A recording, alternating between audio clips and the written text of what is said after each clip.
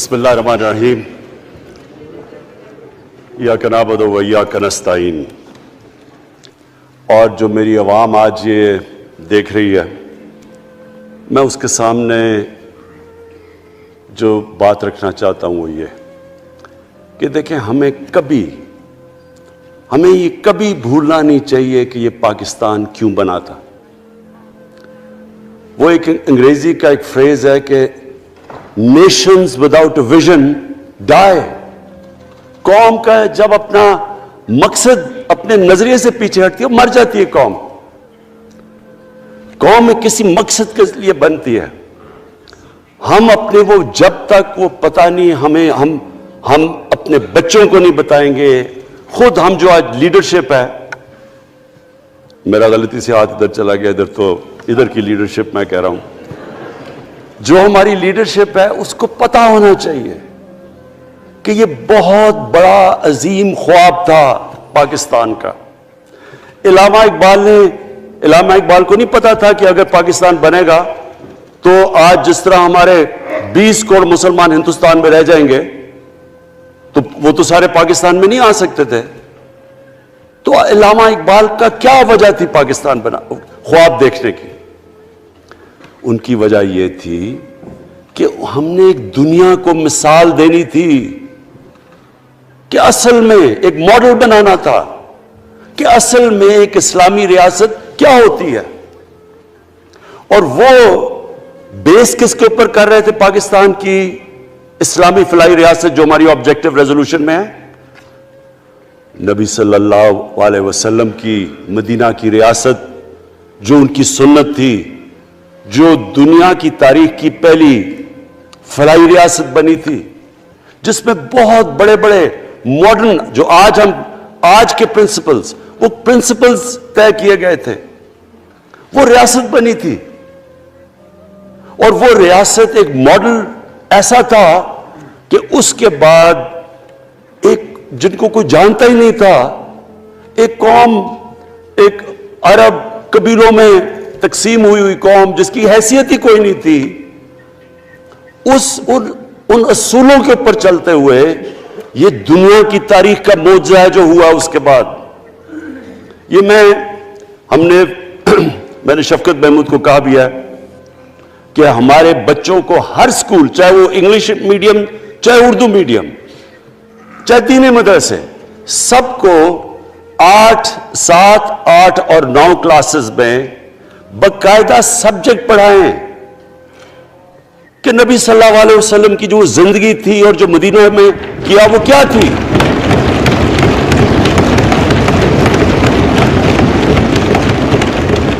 ताकि उनको पता चले कि इस मुल्क का मकसद क्या था।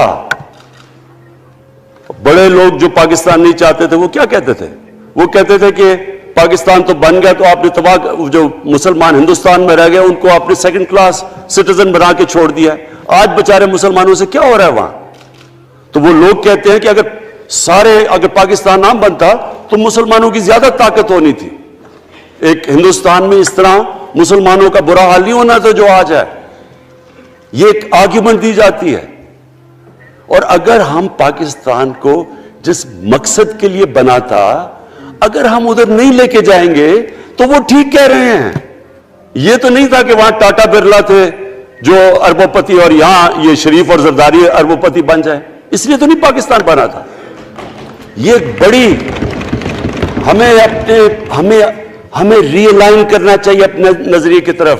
हमें अपना रुख चेंज करना चाहिए वापस कि ये बड़ा अजीम ख्वाब था पाकिस्तान का।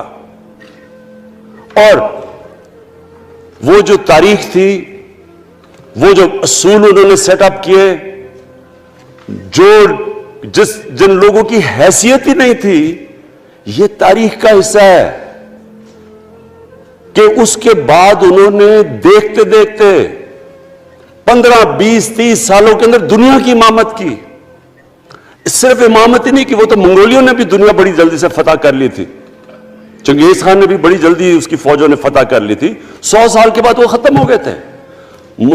उन्होंने एक दुनिया की अजीम सिविलाइजेशन, जो टॉप साइंटिस्ट थे, सारे दुनिया के टॉप साइंसदान, एक अजीम कल्चर, اور سب سے بڑی بات جو میرا آج میں یہ کہنا چاہتا ہوں، انہوں نے اخلاقیات، ایک اخلاقی ایک مورل سٹینڈرڈ سیٹ کی دنیا میں.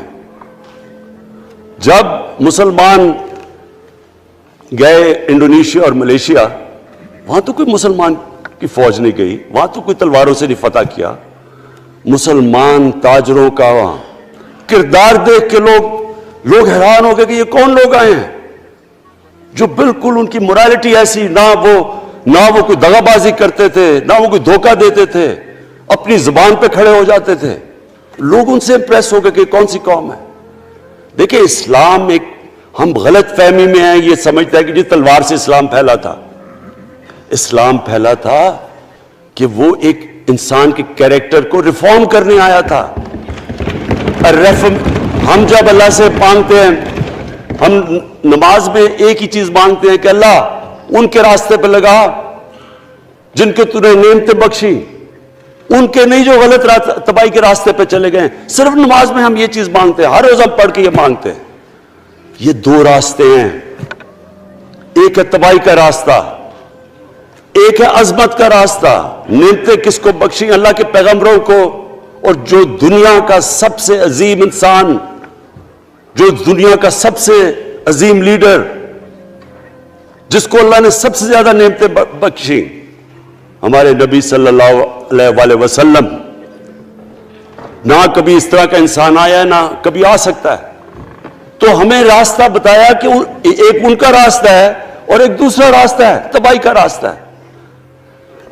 اور وہ جو ان کے راستے پہ چلتا گیا وہ ایک عظیم انسان بنتا گیا.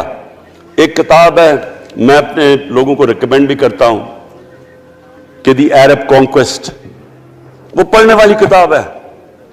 اس میں بتاتے ہیں کہ جب مسلمان ایک دم دیکھتے دیکھتے دنیا میں پھیل گئے تو کوئی ایک آدمی نہیں تھا. ایک تو بڑے عظیم سپہ سالار تھا خالد بن ولید، لیکن وہ جو بھی بنتا تھا وہ جنرل عظیم بن جاتا تھا. وہ اس کتاب کے اندر لکھی انگریز نے ہے. وہ کہتے ہیں اس کی کوئی ایکسپلینیشن نہیں ہے کہ یہ کیسے ساری دنیا پہ چھا گئے. نہ ان کے پاس کوئی لیٹسٹ ویپنز تھے، ایک طرف رومنز تھے، دوسری طرف پرشینز تھے، وہ تو سپر پاورز تھے، ہتھیار تو ان کے پاس تھے.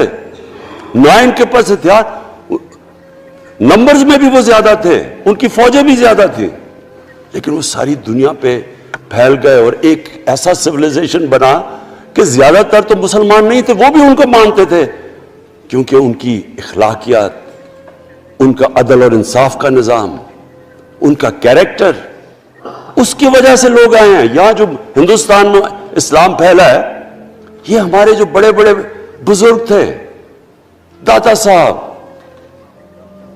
بلے شاہ، نظام الدین اولیاء اور بابا فرید، یہ لوگ تھے.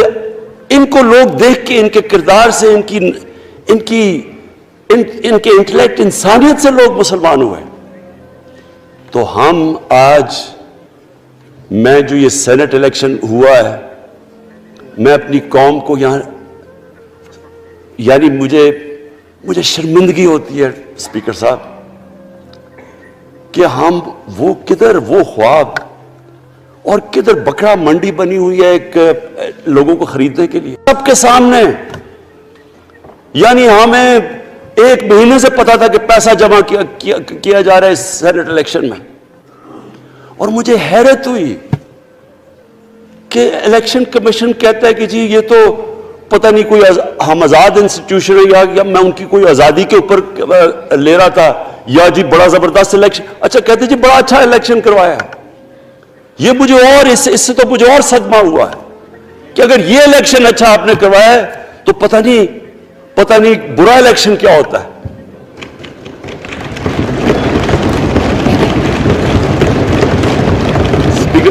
اسپیکر صاحب یہ دیکھیں، مجھے یہ افسوس یہ ہوتا ہے کہ ہم ایک چیز سمجھتے نہیں ہیں. ہم کہتے ہیں نا جی ہمارے معاشی حالات بہت برے ہیں. دیکھیں جی ہماری ڈیفیسٹ تھے، یہ ہمارے کرنٹ اکاؤنٹ، یہ جو بھی ہم کہتے ہیں قرضے چڑھے ہوئے ہیں. یہ جو قرضے چڑھے ہوئے ہیں یہ ایک بیماری کے سمٹمز ہیں.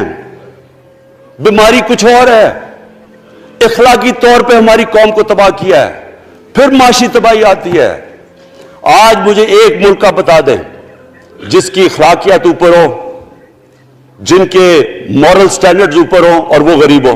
ایک ملک مجھے بتا دیں, اور کوئی ملک مجھے بتا دیں جتنا مرضی پیسہ ہو, وسائل ہو, سب کچھ ہو, لیکن وہاں کی بھی جو لیڈرشپ کرپٹ ہو, وہ مجھے بتا دیں کہ اس میں خوشحالی ہو.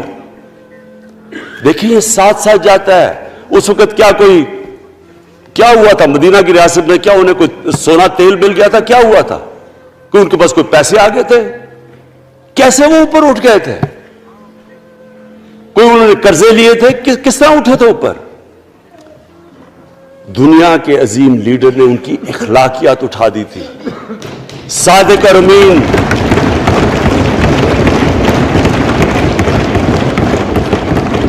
ایک قوم, انہوں نے ہمیں بتایا, ہمیں قرآن میں اللہ حکم کرتا ہے کہ ان کی سنت پہ چلو. اللہ جب ہمیں کہتا ہے ان کی سنت پہ چلو, کیا ہم اللہ کو کوئی فائدہ پہنچا سکتے ہیں؟ ہماری بہتری کے لیے کہتا ہے. قرآن شریف میں سب کچھ ہماری بہتری کے لیے اللہ نے, یہ تمہارے لیے بک آف گائیڈنس ہے ہمیشہ کے لیے, اور یہ ہماری بہتری کے لیے ہے. تو وہ جب ہمیں کہتا ہے کہ نبی صلی اللہ علیہ وسلم کے راستے پہ چلو, وہ ہماری بہتری کے لیے کہتا ہے. اور میں, جس نے اس عمر میں ساری دنیا دیکھ لیا ہے, اسپیکر صاحب میں آپ کو بتاؤں, مجھے تکلیف ہوتی ہے دیکھ کے. جب میں یہ مغربی ملکوں میں جاتا ہوں, اسکینڈینیویا میں, سوئٹزرلینڈ میں, آپ وہاں کے اخلاقی سٹینڈرڈز دیکھیں, ان کی مورل سٹینڈنگز دیکھیں, شرم آئے گی آپ کو کہ جو ہمارے ملک میں ہو رہا ہے. اور یہ جو سینٹ کا الیکشن ہوا ہے, آپ کو افسوس ہوگا کہ ہم وہ کس کی امت ہیں, ہم کس کی امت ہیں, کس کے نام پہ پاکستان کا مطلب کیا, لا الہ الا اللہ, اس پہ یہ ہمارا ملک بنا تھا.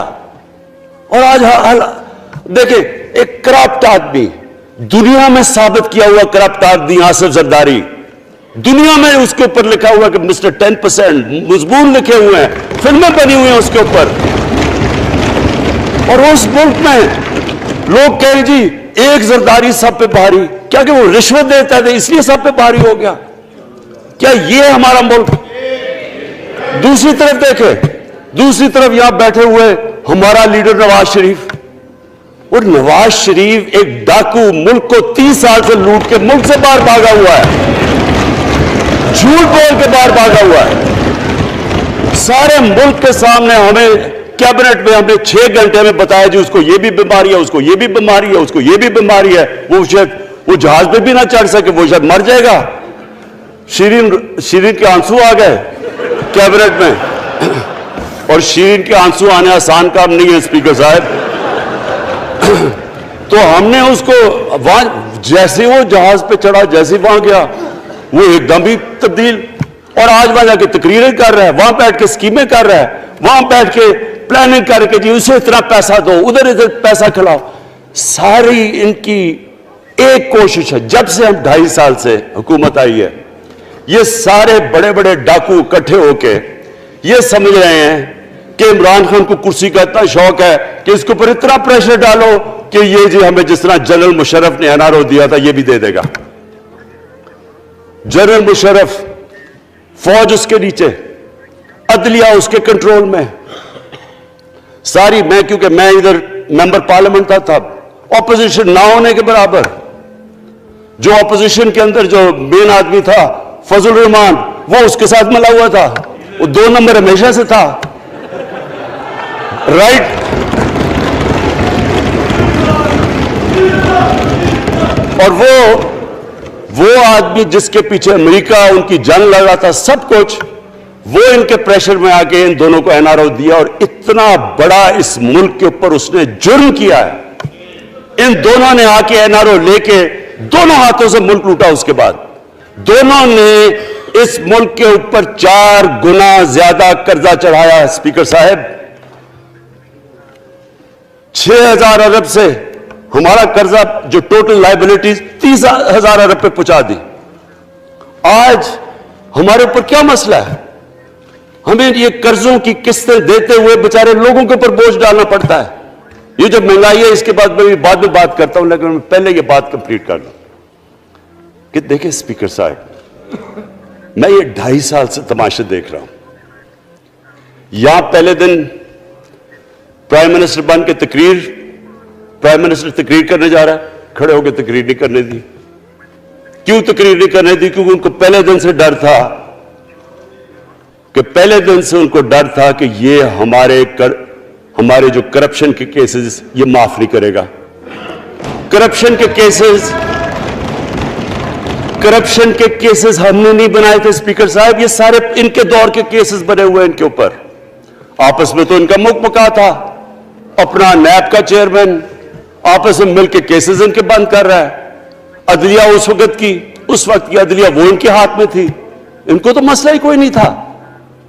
وہاں $60 ملین آصف زرداری کا سوئٹزرلینڈ میں پڑا ہوا ہے، وہ جج کہہ رہا ہے کہ واپس لے کے آؤ. وہ یوسف رضا گیلانی جو یہاں سے سینیٹر بنا ہے، وہ پاکستان کا $60 ملین پڑا ہوا ہے سوئٹزرلینڈ میں، وہ جج کہہ رہا ہے کہ واپس لے کے آؤ. وہ کہتے نہیں جی میں نہیں خط لکھتا. بھئی آپ کے باپ کا پیسہ تھا، پاکستانی قوم کا پیسہ تھا، اس کے اوپر وہ ڈسکوالیفائی ہو جاتا ہے. وہ ایسے پھر ہے جس طرح نیلسن منڈیلا کہیں ڈسکوالیفائی ہو گیا. اسپیکر صاحب میں یہ چیزیں آپ کو اس لیے بتا رہا ہوں، میں تو ان کو 30 سال سے جانتا ہوں. دیکھیں جب تک ہم اس ملک میں اپنی اخلاقیات ٹھیک نہیں کریں گے، مورل سٹینڈرڈز ٹھیک نہیں کریں گے، جب اس طرح کے الیکشن ہوں گے کہ کھل کے پیسہ چل رہا ہے اور ہم کہیں گے نہیں جی وہ پٹواری کیوں پیسے لیتا ہے، تو وہ تھانے دار کیوں پیسے لیتا ہے، وہ سرکاری نوکر، وہ تو بیچارہ جو نچلا طبقہ ہے وہ تو واقعی جس طرح شیخ رشید نے کہا ہے مہنگائی جو بڑی ہے بیچارے لوگوں کی تنخواہ میں گزارا نہیں ہو رہا. ان کو ہم کہہ رہے ہیں کہ آپ بالکل ایماندار بنے. اور یہ جن کا اتنا ان کے پاس پیسہ ہے اسپیکر صاحب، میں آپ کو یقین سے کہتا ہوں ان کو خود نہیں پتا کہ ان کا کتنا پیسہ باہر پڑا ہے. اتنا 30 سال سے چوری کر رہے ہیں یہ پیسہ، اور 30 سال سے پیسہ چوری کر کے اب ان کی کوشش یہ ہے کہ عمران خان کے اوپر پریشر ڈالو سارے چور مل کے کہ جی کبھی ہم گورنمنٹ گرا دیں گے، کبھی ہم وہ نکلاتے ہیں. آپ سوچیں فیٹف کے اوپر، اب فیٹف ہماری وجہ سے تو نہیں فیٹف پہ ہم گرے لسٹ میں آئے، یہ تو نون لیگ کے دور میں گرے لسٹ میں آئے ہیں. اب اگر فیٹف کی بلیک لسٹ میں پاکستان جاتا ہے تو یہاں سب کو پتا ہے کہ سینکشنز لگ جائیں گی.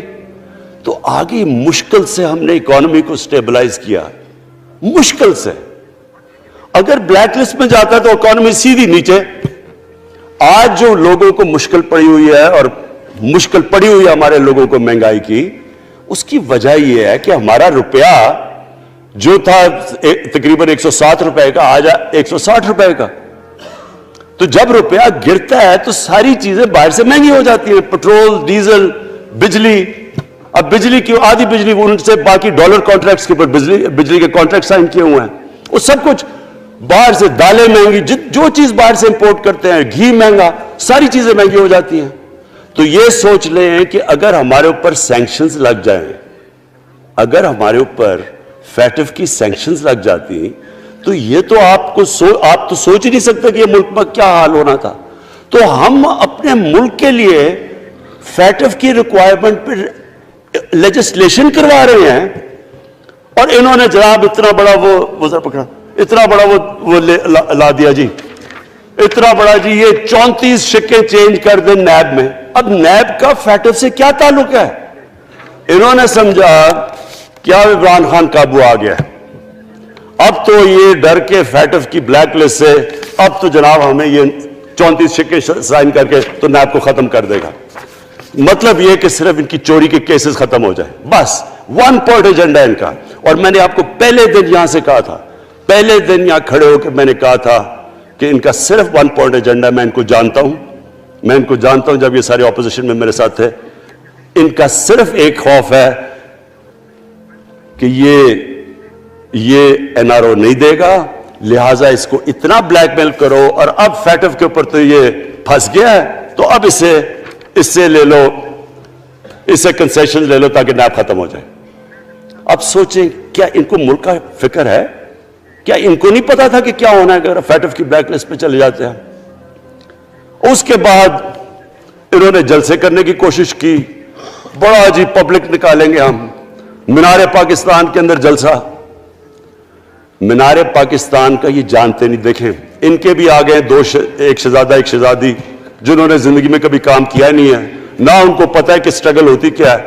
जनाब मीनार पाकिस्तान खुद ही अखबारों के अंदर अपने आप को पैसे खर्च करके अखबारों में जरा नुमाया करके जनाब इन्होंने मीनार पाकिस्तान में जलसा कर लिया।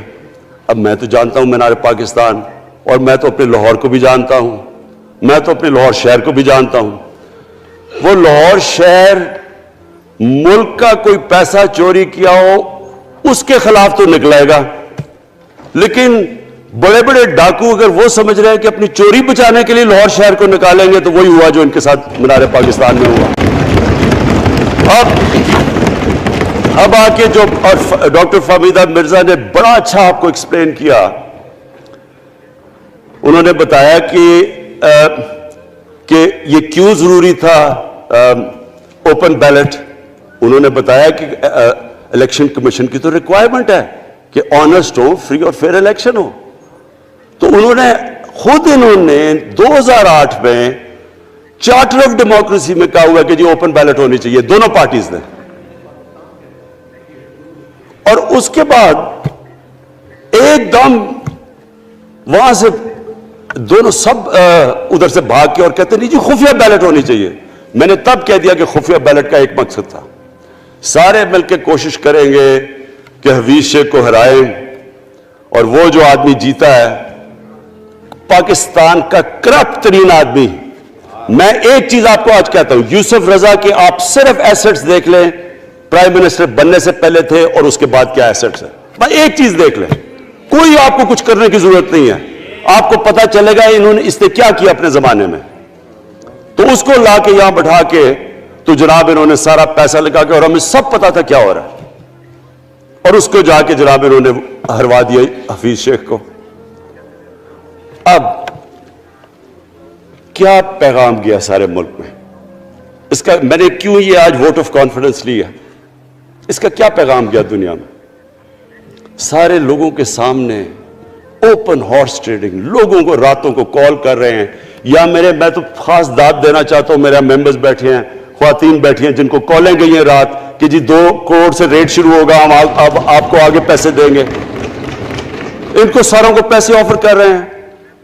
और फिर अगर मैं सिर्फ इलेक्शन कमीशन को एक चीज कहना चाहता हूं, आप मेहरबानी करें पाकिस्तान की एजेंसी से सिर्फ एक सीक्रेट ब्रीफिंग लें, आप इनको अंदाजा होगा कितना पैसा चला इस इलेक्शन के अंदर, पता चलवाएं क्या हुआ इस इलेक्शन में, ताकि आप इस तरह की स्टेटमेंट ना दें कि जी हमारी कोई आजादी खत्म कर रही है। मैं आपकी आजादी खत्म कर रहा हूं ये कह के आपके कि ये जो इलेक्शन में हुआ है। स्पीकर साहब, मैं आज इस ओकेजन के ऊपर, क्योंकि मुझे इस पे काफी, मैं 2.5 साल ये बड़ी चीजें बर्दाश्त करता रहा हूं, और मैं इसलिए सब्र से करता रहा हूं क्योंकि मुल्क इतना हमारा मुश्किल में है। जो हमें टाइम मिला जब मेरी गवर्नमेंट आई, मैं आपको यकीन से कहता हूं कि सारी ज़िंदगी मेरी तो स्ट्रगल में गुजरी।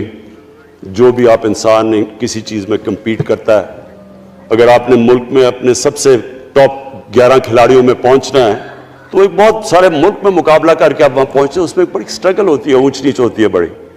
और फिर अगर आपको दुनिया के लेवल पे आपको अपना, अगर आपको मनवाना है, उसकी और एक स्ट्रगल होती है। और मेरी उससे ज्यादा बड़ी स्ट्रगल थी कि एक आदमी जाके हॉस्पिटल बनाने की कोशिश करे, और वो भी कैंसर हॉस्पिटल। तो एक वो बहुत बड़ी स्ट्रगल थी। फिर पॉलिटिक्स में लंबी स्ट्रगल रही है। अकेला थोड़ा से लोगों के साथ शुरू हुआ था, और स्ट्रगल करके 14-15 साल तो मजाक उड़ता था मेरा, सारे हंसते थे जब नाम सुनते थे मेरा। तो एक स्ट्रगल करके यहां पहुंचा हूं। जो ये 2.5 साल में स्पीकर साहब मैंने स्ट्रगल की है, ये मेरी जिंदगी की सबसे मुश्किल स्ट्रगल थी। और क्यों मुश्किल थी? क्योंकि जो ये 10 साल में, मैं इसको डेकेड ऑफ डार्कनेस कहता हूं, एक एक इन्होंने इदारा तबाह किया। सिर्फ 10 साल पहले इदारों के हाल देख लें, कोई उदारा उठा लें, पीआई ले लें, रेलवे लें, स्टील मिल 8 अरब रुपए का प्रॉफिट लेके बैठी हुई थी। 8 अरब रुपया स्टील मिल में प्रॉफिट था जब तक कि जरदारी ने हाथ नहीं मारा उसको। اپنا وہ ریاض لال جی فرنٹ مین رکھ کے ہمارے سامنے میرے پاس آئے لوگ چیمبر والے, انہوں نے کہا جی یہ سٹیل مل سستی بلٹس اس کو بھیجا, اس کے تھرو پیسے دے رہا ہے. وہ سٹیل مل آج بند پڑی ہے.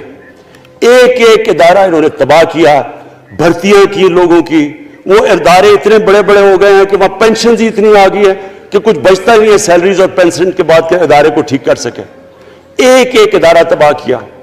ملک کا سب سے بڑا جو کرنٹ اکاؤنٹ ڈیفیسٹ جس کے اوپر سارا پریشر پڑتا ہے, اگر آپ کا کرنٹ اکاؤنٹ یعنی کہ ڈالر زیادہ ملک سے باہر جا رہے ہیں اور کم اندر آ رہے ہیں تو پریشر روپے پہ پڑتا ہے, وہ گر جاتا ہے. تو وہ میں آپ کو بتا, جب روپیہ گرتا ہے تو غربت پھیل جاتی ہے ملک میں. تو سب سے بڑا current account deficit, fiscal deficits جو کہ آپ کی آمدنی اور خرچے وہ بڑا ڈیفیسٹ. سارے ادارے خسارے میں. پاور کانٹریکٹس جو انہوں نے سائن کیے اسپیکر صاحب, یہ عمر ایوب آپ کو بتائے گا, وہ یعنی ایسے لگا تھا کہ کسی دشمن نے آ کے ایک ملک کو نقصان پہنچانے کے لیے پاور کانٹریکٹ سائن کیے. ان کے اندر وہی پاور پروجیکٹس آپ کہیں اور دیکھ لیں کسی اور ملک میں, بلکہ اپنے ملک میں دیکھ لیں اور وہ دیکھیں کہ انہوں نے کس پیسے بنائے, وہ کس پیسے پہ. گیس کا کانٹریکٹ سائن کیا ہم نے آ کے اسی ملک سے 30% کم پیسے پہ گیس کا کانٹریکٹ سائن کیا, ان کا ہی کانٹریکٹ چینج کیا. ساری گورنمنٹ جب اوپر سے پرائم منسٹر لگا ہوا پیسے بنانے. پرائم منسٹر ایک نوکری کر رہا ہے کس کے لیے, ایک دبئی کی کمپنی کے لیے. کبھی دنیا میں سنا ہے اس طرح, کبھی یہ مذاق سنا ہے جی کہ ملک کا پرائم منسٹر کسی دنیا کو دبئی کی کمپنی کے اندر نوکری کر رہا ہے. ادھر سے یہاں ڈیفنس منسٹر ان کا, فورن منسٹر, وہ دبئی کی کمپنی سے نوکری کر رہا ہے. اور وہ ایک انٹیریئر منسٹر, وہ کوئی سنا ہے سنتری بنا ہوا تھا کسی سعودی عربیہ کی کمپنی میں, مجھے نہیں پتا. کبھی یہ سنا ہے یہ ملک سے کسی ملک سے ایسا مذاق ہوا ہے؟ یہ سارے طریقے تھے اس ملک سے پیسہ منی لانڈر کر کے باہر لے جانا. آج مجھے یہ بتائیں, میں یہ جو سارے ہماری جو اپوزیشن ہے, میں ان سے سوچتا ہوں, میں کئی دفعہ ان کی شکلیں دیکھ کے پوچھتا ہوں ان سے کہ کیا آپ واقعی سمجھتے ہیں کہ آپ دونوں کے لیڈر ایماندار ہیں؟ کیا یہ واقعی سمجھتے ہیں کہ ان کی جو یہ دولتیں بڑی ہیں یہ ایمانداری سے بنی ہیں؟ یعنی کیا ان کو کوئی ملکی فکر نہیں ہے کہ یہاں کا پیسہ, کہ ان کے بیٹے ہیں, میں مجھے یہ بتائیں 3 دفعہ ملک کا پرائم منسٹر, اس کے دونوں بیٹے باہر بیٹھے ہوئے ہیں. میں لندن کو جانتا ہوں اسپیکر صاحب, وہ اربوں روپے کی پراپرٹی ہے. وہاں کے بڑے بڑے رئیس ان ایریاز میں نہیں رہ سکتے جدھر ان کے 2 بیٹے رہ رہے ہیں. ملک سے بھاگ گئے جی. ہم پاکستانی شہری نہیں ہیں. کیوں پاکستانی شہری نہیں؟ کیونکہ آپ بتا ہی نہیں سکتے کہ وہ پیسہ کدھر سے آیا جو انہوں نے اتنی بڑی پراپرٹیز لی ہوئی ہیں. اور یہ کچھ نہیں ہے جو انہوں نے بنامی پراپرٹیز لی ہوئی ہیں. کسی کو اندازہ ہی نہیں ہے ان کا کتنا پیسہ باہر پڑا ہے. زرداری کے پاس کیا تھا پہلے, اس کی جو باہر پراپرٹیز ہے. تو کیا ان لوگوں کو نہیں پتا کہ اس ملک کا پیسہ چوری کر کے یہ باہر لے کے جا رہے ہیں اور یہ پھر بھی ان کی سپورٹ کر رہے ہیں؟ اور یہ جو سینٹ کا الیکشن, کیا انہیں نہیں پتا کہ بڑا جی عقل مند پولیٹیشن ہے زرداری, لوگوں کو رشوت دے کے ان کو خرید رہا ہے. ساری قوم کے سامنے یہ ہو رہا ہے. میں یہ صرف آخر میں یہ کہنا چاہتا ہوں اس ایشو کو ختم کرتے ہوئے کہ دیکھیں اسپیکر صاحب, کوئی ملک آگے نہیں بڑھ سکتا ایسے. میں اکیلا عمران خان کو کرپشن کر کے کرپشن نہیں ٹھیک کر سکتا. میں عدلیہ کو کیا, کیسز تو عدلیہ میں یا نیب کے اندر ہے, میرا تو ان کے اوپر کوئی کنٹرول نہیں ہے. میں آج پاکستان کی عدلیہ کو اور نیب کو, جو آپ کو میری گورنمنٹ سے مدد چاہیے کنوکشنز کرنے کے لیے, ساری چیزیں ایک طرف, یہ اس ملک کا سب سے بڑا مسئلہ ہے. جب تک آپ لوگوں کو سزا ہی نہیں دیں گے,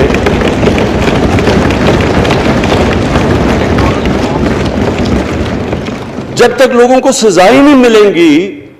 دیکھیں جی, کسی معاشرے میں جب سزا اور جزا ہی نہیں ہے, صرف غریب آدمی جیل میں جائے, طاقتور جلسے کرنے شروع ہو جائے کہ جی مجھے این آر او دو, وہ نیب کے عدالت سے نکلتے ہیں پھول پھینک رہے ہیں ان کے اوپر. اربوں روپے کی چوری کی ہوئی ہے انہوں نے. وہ تو اسپیکر صاحب میں ایک معاشرہ کرپشن کے خلاف لڑتا ہے. آپ جتنے مرضی قانون بنا دیں وہ کرپشن کے خلاف وہ کرپشن نہیں ختم کر سکتے. معاشرہ فیصلہ کرتا ہے کہ ہم نے اس ملک میں کرپشن نہیں ہونے دینی. معاشرے کی اخلاقیات ایسی ہونی چاہیے کہ جو کرپٹ آدمی ہو وہ کبھی اس کی شکل نہ دکھا سکے پبلک کے اندر. جو میڈیا کا رول ہے, میں اپنے میڈیا والوں کو بھی کہنا چاہتا ہوں, جو اسحاق ڈار سے کیا تھا ہارڈ ٹاک میں اسٹیون سیکر نے, وہ ہر جگہ یہ ہوگا. آپ جب بھی کسی بھی مغربی معاشرے میں کسی نے پبلک کا پیسہ چوری کیا, اس کی ضرورت نہیں ہوگی ٹی وی پہ جانے کے لیے. میں نے تو وہاں دیکھا ہوا ہے, بڑے بڑے نام, ایک دھبا لگتا ہے آپ کے اوپر کرپشن کا کیس, آپ سارے میڈیا سے باہر ہو جاتے ہیں. یہاں ہر روز شام کو بیٹھ کے اربوں روپے کی کرپشن کی ہوئی ہے, ان کو کسی نے قتل کیے ہوئے ہیں, اور آرام سے بیٹھ کے جراوہ میں لیکچر دے رہے ہوتے ہیں. اسپیکر صاحب, معاشرہ لڑتا ہے, اس کے اندر ہمیں سب کو مل کے اپنے ملک کو اگر بچانا ہے, معاشی طور پہ بھی بچانا ہے, پہلے ہمیں اپنے اخلاقی سٹینڈرڈز ٹھیک کرنے پڑیں گے. سارے ملک کو مل کے لڑنا پڑے گا. اگر ہم نے اپنے بچوں کے مستقبل کو بچانا ہے, اپنی آنے والی جنریشنز کو بچانا ہے, اس ملک کو ایک عظیم ملک بنانا ہے, تو وہ شروع ہوگا جب ہم مدینہ کے ریاست کے سب سے بڑے اصول عدل اور انصاف, کیونکہ انصاف اور عدل جب ایک معاشرے میں آ جاتا ہے, جب ایک معاشرہ کھڑا ہو جاتا ہے میریٹوکریسی کے اوپر, جب ایک معاشرے میں صرف ایک جو کرپٹ جتنا مرضی طاقتور ہو وہ جیل میں جاتا ہے اور عام آدمی اوپر آ سکتے ہیں, وہ معاشرہ تب آگے بڑھتا ہے. تو میں صرف اس کے اوپر یہ کہنا چاہتا ہوں کہ مجھے ساری قوم کی اس میں مدد کی ضرورت ہے. میں اپنی ساری زندگی کوشش کر چکا ہوں اور کرتا رہوں گا. میں تو اپنی پارٹی کو یہ بھی کہا تھا کہ اگر میری پارٹی ساری بھی چھوڑ دے, میں اکیلا بھی ان کے خلاف لڑتا رہوں گا. میں تو کبھی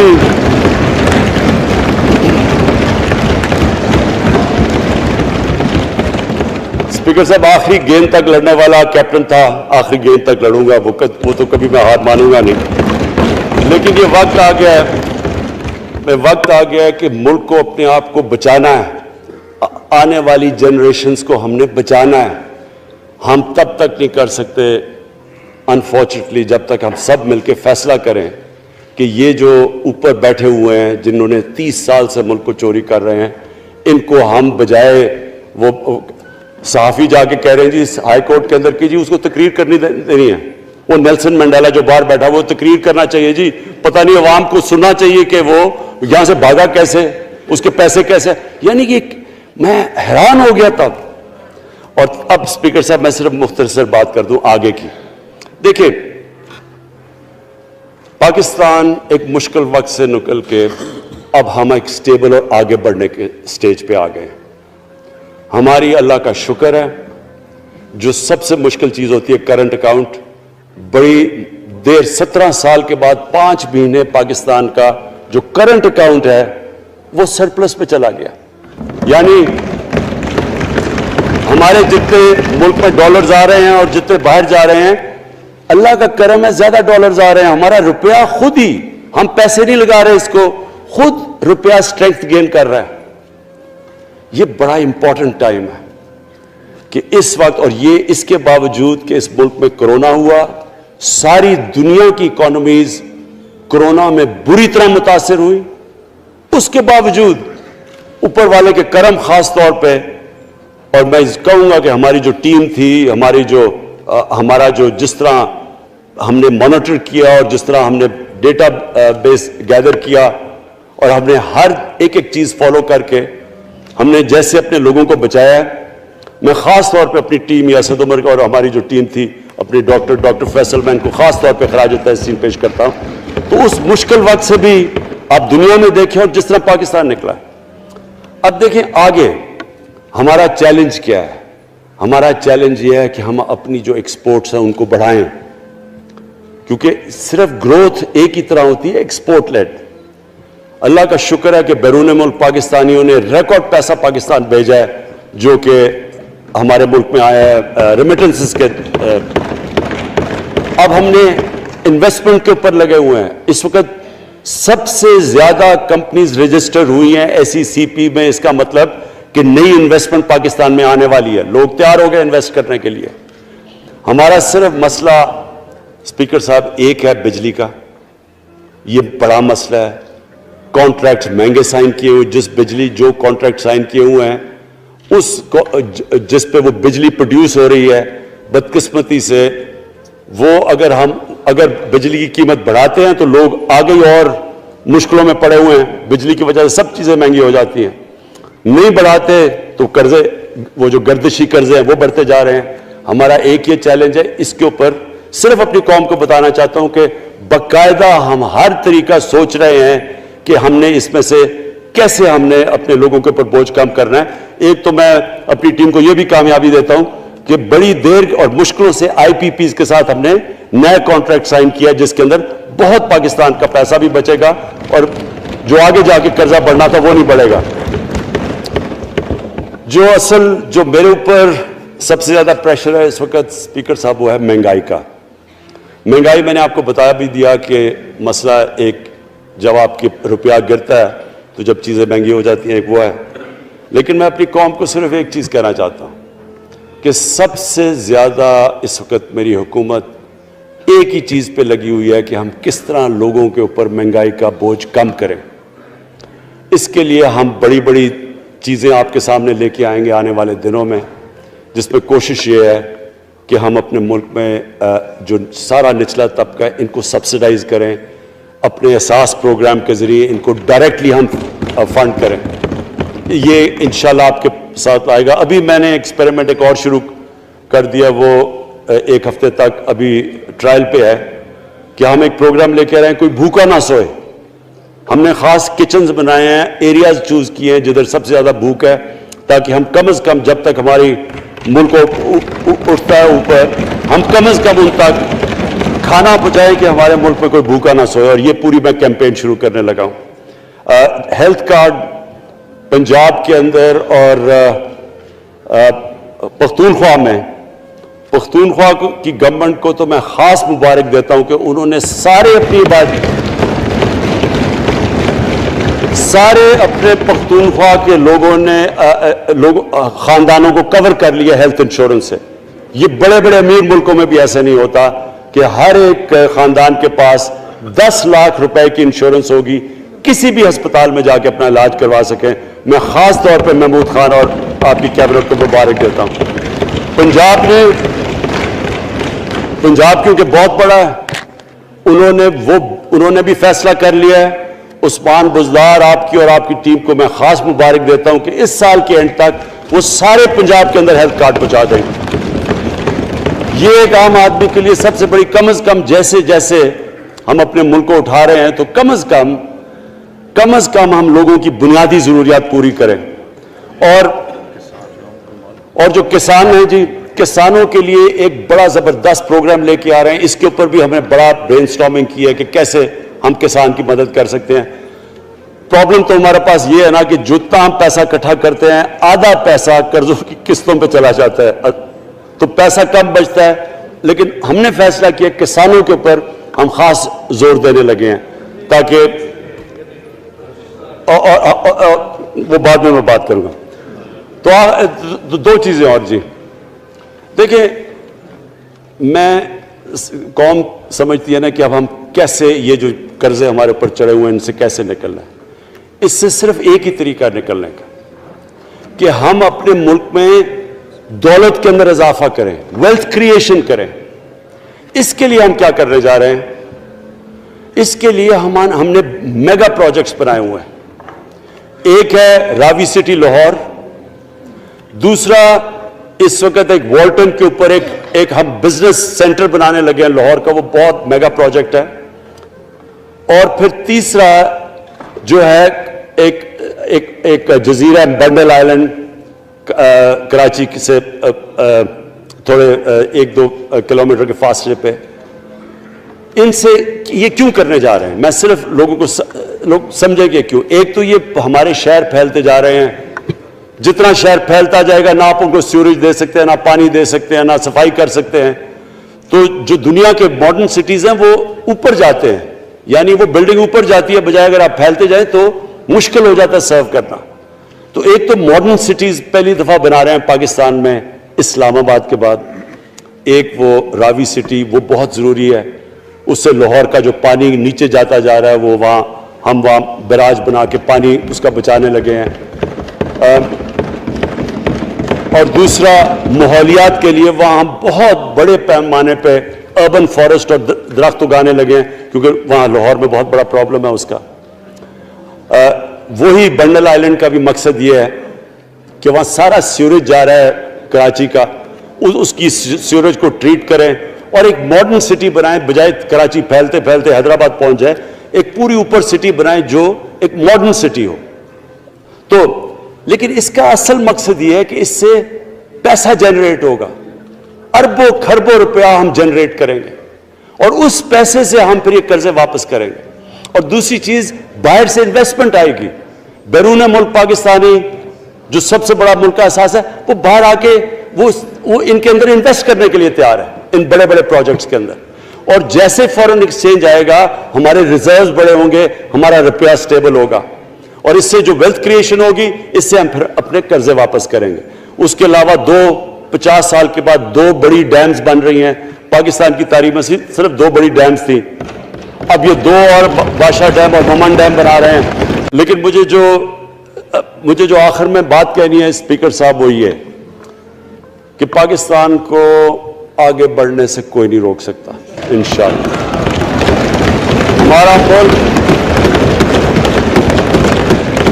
ہمارے ملک میں، کیونکہ میں شاید ہی لوگ اتنا اپنے ملک کو انہوں نے اس طرح دیکھا جیسے میں نے سارا ملک پھیرا ہوا ہوں. اللہ نے ہر قسم کی نعمت دی ہے. اس ملک میں جو پوٹینشل ہے شاید ہی کسی ملک میں ہے. اس کا جو لوکیشن ہے جیو اسٹریٹجک وہ بھی شاید ہی کسی ملک کے پاس ہے. 12 موسم اللہ نے دیے ہوئے ہیں، یہاں اوپر سے لے کے نیچے تک کچھ بھی اگا سکتے ہیں. زرخیز زمین ہے جس کو ہم صحیح طرح استعمال نہیں کر پا رہے کیونکہ ہماری ساری پروڈکٹیوٹی بڑی کم ہے، ٹیکنیکس بڑی پرانی ہے. چائنا کے ساتھ مل کے اس طرف بھی ہم جا رہے ہیں کہ اپنی پروڈکٹیوٹی بڑھانے کے لیے. اس ملک کے اندر سب سے بڑی چیز ایک نوجوان آبادی ہے. اور آگے جو جسے کہتے ہیں کہ اگلی جو ریولوشن، 4th انڈسٹریل ریولوشن کے بعد یہ جو ٹیکنالوجی کی ریولوشن آ رہی ہے، اس میں ہمارے پاس ایک ینگ آبادی ہے اور اس کے اوپر اب ہم پورا زور لگائیں گے. اور انشاءاللہ یہ جو ہماری آبادی ہے یہی ایک ینگ آبادی پاکستان کو اٹھا دے گی اگر ہم ان کو صحیح معنی میں ٹیکنیکل ایجوکیشن دے دیں. جو میں الیکشن کمیشن، کیونکہ بڑے ناراض ہو گئے تھے کہ میں نے کہا وہ الیکشن کے اوپر میرے کامنٹس تھے، میں ان کو یہ کہہ دوں کہ ہم نے یہ فیصلہ کیا ہے الیکٹرل ریفارمز کا. ہم اب ٹیکنالوجی کے اوپر وہ جو EVM مشینز ہیں، الیکٹرانک مشینز لے کے آئیں گے.